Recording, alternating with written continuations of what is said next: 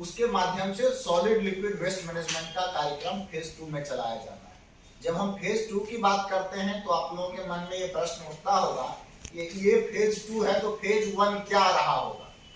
बहुत सब लोग जानते भी हैं, इसका जवाब आपको बहुत लोगों को पता भी है, फिर भी मैं दोहरा देना चाहता हूं कि फेज 1 में हम लोगों ने हर घर में शौचालय का निर्माण, खुले में शौच मुक्त, जिसको ओडीएफ के नाम से हम लोग जानते हैं, वो अभियान चलाया गया।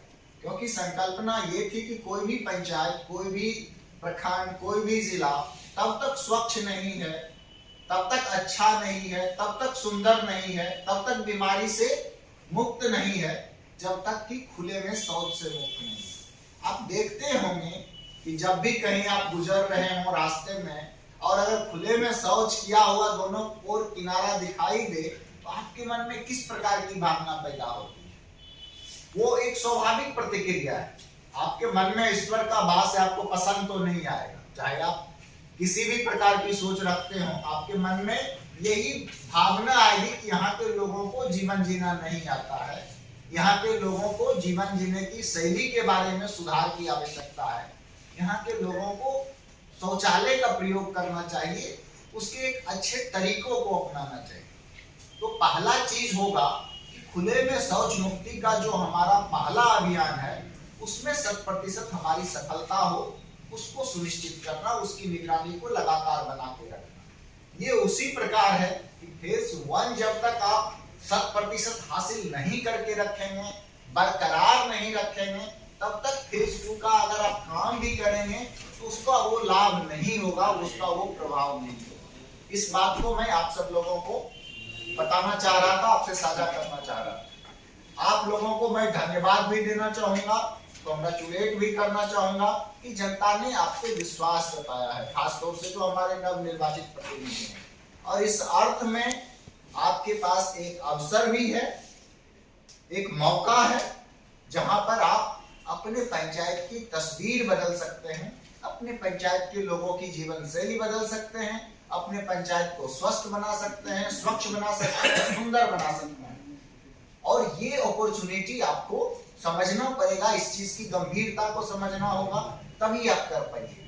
बाकी आप जितनी भी चीजें कर ले विकास की, लेकिन आपके पंचायत में घुसते ही अगर सड़क के किनारे शौच किया हुआ मिले, खेतों में शौच किया हुआ मिले, आपके यहाँ घुसते ही पानी नाला का बहता हुआ मिले जिसका कोई निकास नहीं है, कचरा दोनों ओर फेंका हुआ मिले, आपका गांव तरक्की करके भी पीछे रह जाएगा, लोगों की आमदनी का बड़ा हिस्सा बीमारी पे चला जाएगा।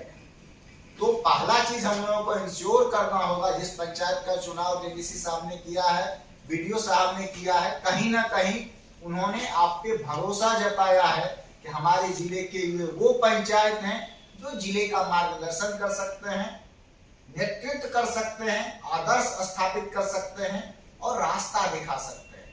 तो मैं समझता हूं कि आप उनके विश्वास पे, जिला के विश्वास पे, अपने पंचायत के लोगों के विश्वास पे खरा उतरे।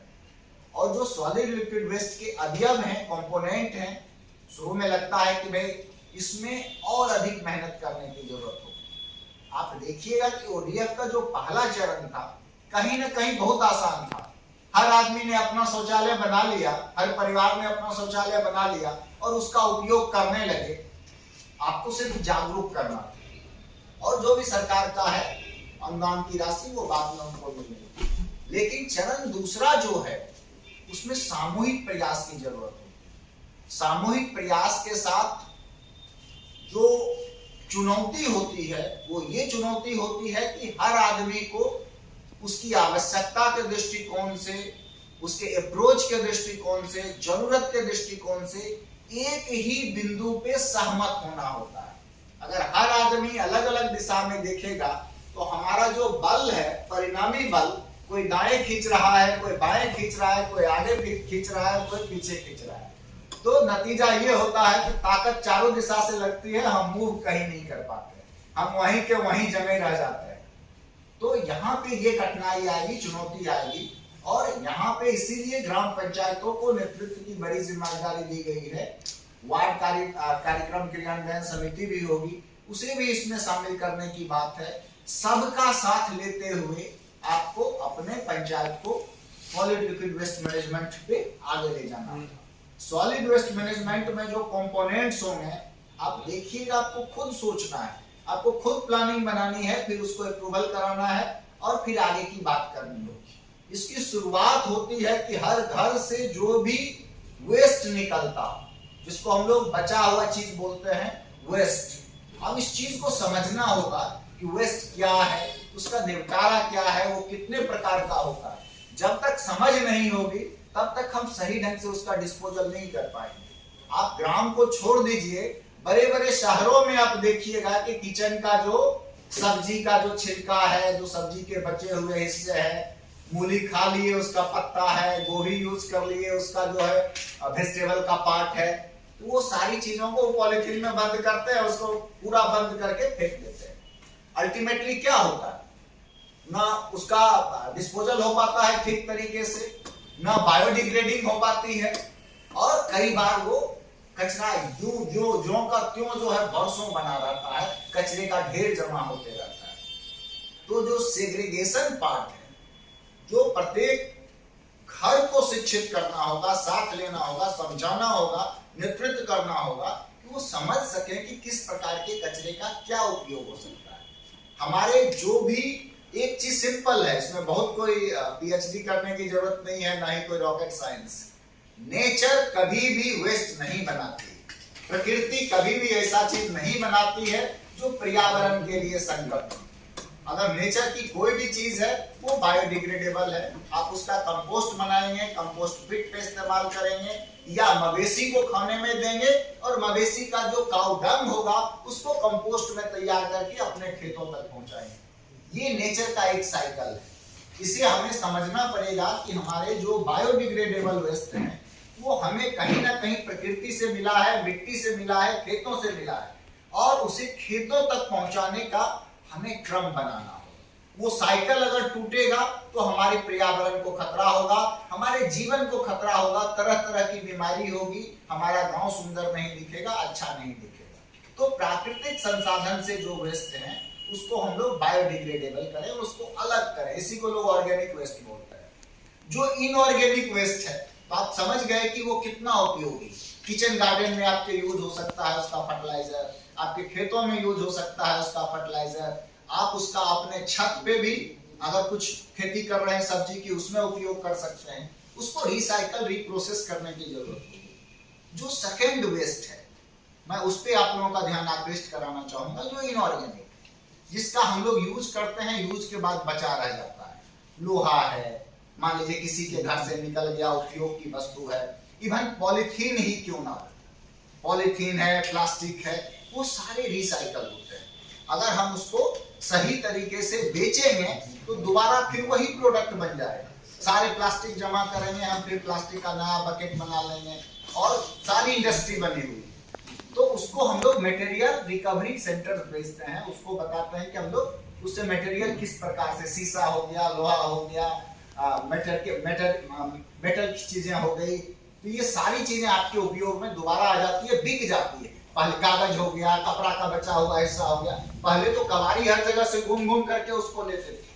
तो इन चीजों को हमको देखना होगा। इसी प्रकार से जब वो सेग्रीगेट हो जाएंगे तो जो आपका ऑर्गेनिक है वो कंपोस्ट पे जाएगा, जो इनऑर्गेनिक वेस्ट है वो आपका मटेरियल रिकवरी फैसिलिटी में जाता है, और अलग अलग आइटम को अलग अलग कर दिया जाता है। आप शीशा को प्लास्टिक के साथ मिक्स करके रिकवरी नहीं कर सकते हैं।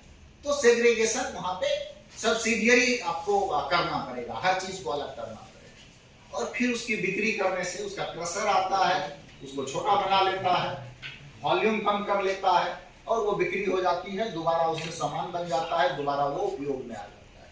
तो ये चीज बहुत इंपॉर्टेंट प्रक्रिया है, इसके लिए हर किसी को ट्रेंड करने की जरूरत होगी। जो थर्ड थिंग है जो काफी महत्वपूर्ण है, grey water management, black water management. जो टॉयलेट का पानी है या जो टॉयलेट का जो टंकी में जमा हुआ मल है उसका डिस्पोजल कैसे, उसको अगर भर गया 5 साल के बाद निकाल करके उसको कहीं रोड के किनारे फेंक दिए तो वो खुले में शौच से भी ज्यादा खतरनाक है। तो उसके डिस्पोजल के लिए, क्योंकि वो चीजें जो हैं आपको बायोडिग्रेडेबल है, नेचर के साथ अगर आप उसको सिस्टमेटाइज करा देंगे तो उपयोगी हो जाता है।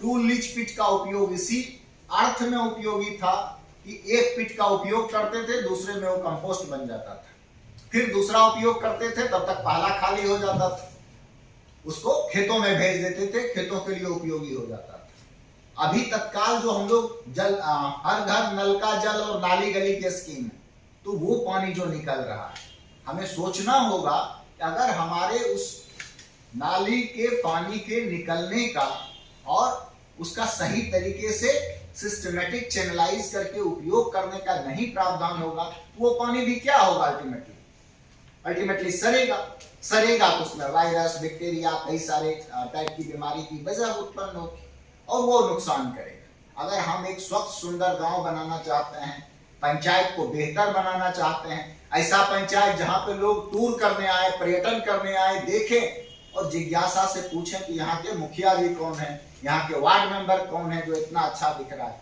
इसके लिए संकल्प लेना होगा, इसके लिए प्रण करना होगा, अपना श्रम देना होगा, अपना पसीना देना होगा, अपना विजन डालना होगा और इस सब के प्रयास लोगों को साथ लाना होगा, तब जाके आप उसको कर पाएंगे।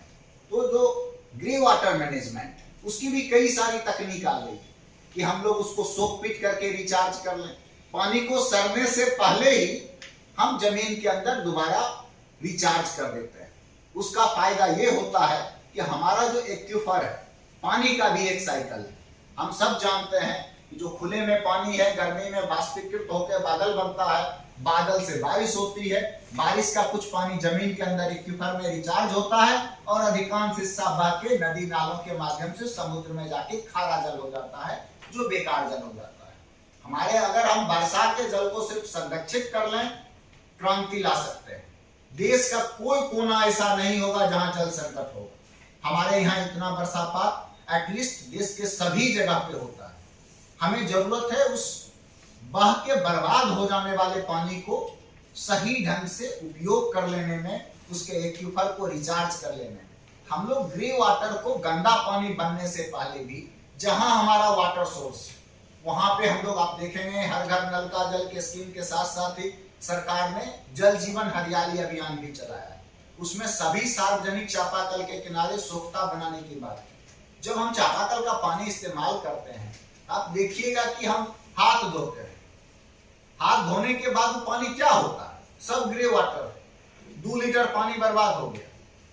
वहां पे या तो सड़ेगा, बीमारी का कारण होगा, या फिर बेकार बह के ये हो जाएगा। अगर हम उसको वहीं रिचार्ज कर दिए, पानी जहां का था वहीं पे उपयोग में दोबारा आ गया। और मिट्टी जो है वो प्रकृति का सबसे बड़ा फिल्टर है, उसको नेचुरल फिल्टर कह सकते हैं। पानी की एक बूंद जब उस मिट्टी के लेयर से डिफरेंट टाइप का सॉइल होता है, जिसको कहीं मिट्टी बोलते हैं, कहीं फिर नीचे जाइएगा तो बालू होता है, उससे छन के एक्वीफर में जाता है तो पूर्णतः शुद्ध हो जाता है।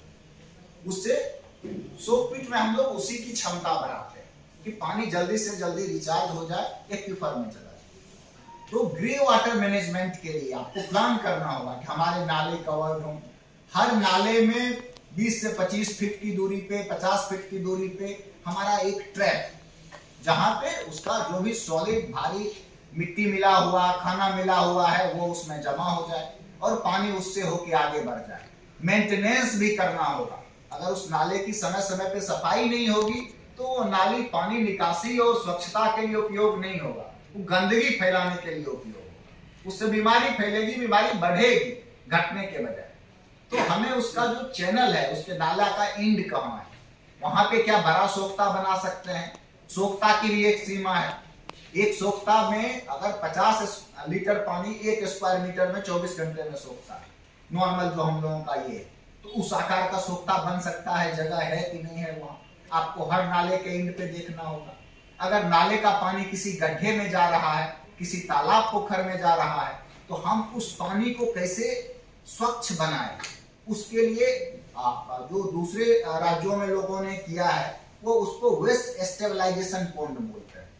आप देखिएगा कि उसमें जो एक ही तालाब है लेकिन 3-4 लेयर बना हुआ है। एक में पानी 10 दिन होता है, पानी ऊपर से गया, स्टेबल हुआ और उससे जो भारी रहा, जो खाने का सामान रहा, जो गंदी चीजें रही वो जम गई और उससे फ्लो होकर पानी दूसरे कंपार्टमेंट में जाता है।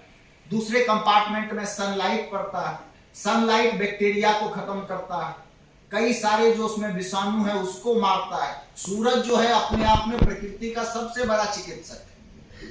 वहां से जब पानी संशोधित होता है फिर वो थर्ड कंपार्टमेंट में जाता है। और समय, ऐसा नहीं है कि अभी पानी डाले और 15 मिनट के बाद वो स्वच्छ हो जाए। इस पूरी प्रक्रिया में 40 दिन 45 दिन लगता है। और 45 दिन के बाद जो पानी रहता है आप उसको टेस्ट करके देखेंगे कि वो पानी स्वच्छ हो जाता है, बीमारी फैलाने लायक नहीं होता है, कृषि में उपयोग कर सकते हैं, उस पानी का मत्स्य पालन में उपयोग कर सकते हैं, जलीय जीव को बढ़ाने लायक रहेगा। लेकिन जो सीधे नाला का पानी जाएगा उसमें मछली भी जिंदा नहीं रहेगी, आप मत्स्य पालन भी नहीं कर सकते हैं। अगर छोटा पॉन्ड है, वर्षा का फ्रेश पानी अगर आता है कई बार मछली रह भी जाती है, लेकिन कंप्लीट गंदे पानी में नहीं रह सकती। तो हमें इन सारी चीजों को समझना होगा। रीड बेड की टेक्नोलॉजी है, तो पानी जो ग्रे वाटर मैनेजमेंट है उसके क्या क्या टेक्निक हो सकते हैं, आपके गांव के लिए क्या सुटेबल है, उन चीजों को समझना होगा और उसको अपनाना होगा। और ब्लैक वाटर, जो शौचालय का हम लोग बोले कि जो कहीं पे सेप्टिक लोग बनाए हुए हैं, उसका निकाल करके क्या करेगा। तो कई जगह पे आप लोगों का ट्रीटमेंट प्लांट बना हुआ है, फीकल स्लज ट्रीटमेंट प्लांट उसको बोलते हैं, FST।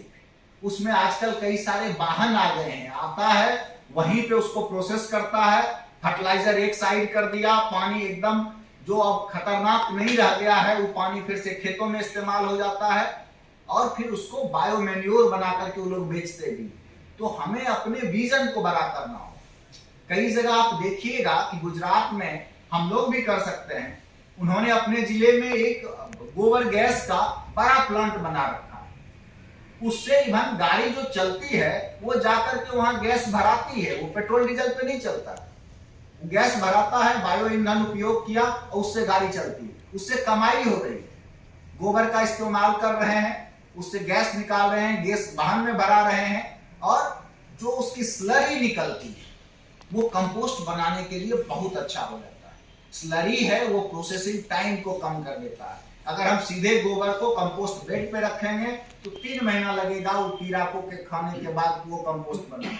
लेकिन अगर स्लरी को सुखा के रखेंगे तो वो 20 दिन में तैयार हो जाएगा। तो खेतों में हमारा कंपोस्टिंग अच्छा हो सकता है। तो ये सारे विकल्प हैं। मैं तकनीकी ट्रेनिंग आप लोगों को कराऊंगा, आप खुद देखिएगा प्रयोग करके। देखिए ये सारी चीजों में जब तक आप खुद नहीं करिएगा आपको मेरी बात पे विश्वास नहीं होगा। कोई वैज्ञानिक आ जाए उसकी बात पे विश्वास नहीं होगा, खुद करना होगा, दृढ़ संकल्प के साथ करना होगा। मैं आपको याद करके बताना चाहूंगा कि जब हम लोग सीतामढ़ी जिले में फर्स्ट फेज में कर रहे थे, यहाँ पे फर्स्ट फेज में खुले में शौच मुक्ति का अभियान हम लोगों ने 4 पंचायत में शुरू किया था। मैं 4 पंचायत के मुखिया जी की एनर्जी जो है वो एक सबसे बड़ा आधार था कि ये कर लेंगे और कोई कारण नहीं। और उनको देख करके उनके पंचायत के सभी लोगों को भुगतान हुआ। एक पंचायत को 2.5 करोड़ रुपए मिले, 3 करोड़ रुपए मिले। उससे दूसरे लोग प्रेरित हुए, उनके ऊपर दबाव बना के भाई बगल वाले पंचायत के लोगों को 2.5 करोड़ मिला, आप कर क्या रहे, आपको हम क्यों चुने। तो उससे चीजें निकल के आई और उन लोगों ने लीड भी की। मुझे ध्यान है कि एक मुखिया जी बोले थे, कुछ ज्यादा ही भावावेश में आ गए थे, शायद आप लोगों के जिले से नजदीक ही है, नानपुर का था, कि सर अब तो करके इसको रहेंगे, चाहे हमारा 5 कट्ठा जमीन भी चला जाए, बेचना पड़े तो बेचेंगे। हम कहे बेचना क्यों पड़ेगा, उसमें तो जो है लोग बनाएंगे उनको और सरकार मदद करेगी। लेकिन वो उनका अपना जोश था कि उनको एक साइड तो करने की जिज्ञासा थी, दूसरा विश्वास नहीं था कि लोग बनाएंगे तो शायद उसको सरकार की राशि मिलेगी कि नहीं मिलेगी। बाद में उनके यहाँ के लोगों को मिला, हम लोगों ने पूरे गांव को कैंप करके किया। अब इस बार जो सामाजिक प्रयास है सब लोगों को मिल के करना है, गांव में बैठक करके करना है। हर छोटी छोटी चीज को समझना होगा कि कौन सा नाला किधर जाता है, बारिश का पानी का क्या तरीका होगा, हर चापाकल के पास के पानी को हम कैसे मैनेज करेंगे, किचन के वेस्ट को कैसे मैनेज करेंगे। तो ये सब करके हम लोग अपने गांव को स्वर्ग में बदल दे सकते हैं। और आने वाली जो पीढ़ी होगी वो आप लोगों को धन्यवाद देगी और जनता का भी विश्वास मिलेगा आपको, जनता का आपको आशीर्वाद देगी। मैं मोटा मोटी यही बात कहना चाह रहा था। जो प्रेजेंटेशन है वो मैं अनुरोध करूंगा कि तने आपको बताएंगे, लेकिन इसमें दायरे को सीमित मत करिए। मुझे बात करना होगा यहाँ से पटना तक, तो हम पटना तक भी बात करेंगे। कुछ स्कीम में बदलाव के लिए पॉलिसी की बात करनी होगी बदलाव की, वो भी करेंगे। ऐसा नहीं है कि जो मैं सोच रहा हूं वही 100% सच। आप उसमें जितना सोच करके बदलाव के लिए हमको बताएंगे और बेहतर हो। तो आपको इंप्लीमेंट करना है। आपके गांव की ज्योग्राफी को आप जानते हैं, पानी का लेवल क्या रहता है, कितना गड्ढा करिएगा पानी निकल जाएगा, कोई कौन सी टेक्नोलॉजी सक्सेसफुल होगी, कौन नहीं होगी, गांव का कौन सा हिस्सा ऊंचा है, कौन सा नीचा है। अगर नाला को उल्टी दिशा में बना दीजिएगा, अगर उसमें स्लोप नहीं दीजिएगा, पानी उस नाले से बहे नहीं बहे। नाले की जगह नहीं है तब क्या करें? आप बताइएगा कि सर यहाँ जगह नहीं है, हम क्या पाइप ही भीतर भीतर बिछा दें और उसी पाइप से सर का नाली जोड़ दें, ताकि हमारा नाली भी नहीं जाएगा, उसी पाइप के माध्यम से हमारा निकल जाएगा। हम 6 इंची 8 इंची मोटा पाइप दे के निकाल लेंगे। आपको ढूंढना है, आपको इनोवेटिव होना है। Thank you connect.